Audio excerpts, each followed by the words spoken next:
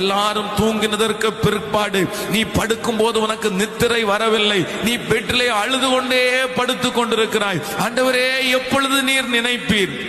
ஆண்டவரே, எப்பொழுது என்னுடைய குடும்பத்தை பார்ப்பீர்? எல்லாரும் சந்தோஷமா இருந்தாலும் உன் மனது சந்தோஷமா இருக்கிறது போல் நடிக்கிறதே தவிர அந்தரங்கத்திலே உனக்கு ஒரு மிகப்பெரிய வேதனையை நீ சுமந்து கொண்டிருக்கிறாய். உன்னோடு படுத்திருக்கிற மனைவி அந்த சுமையை பார்க்கவில்லை, உன்னுடைய கணவன் பார்க்கவில்லை, உன்னுடைய பிள்ளை பார்க்கவில்லை.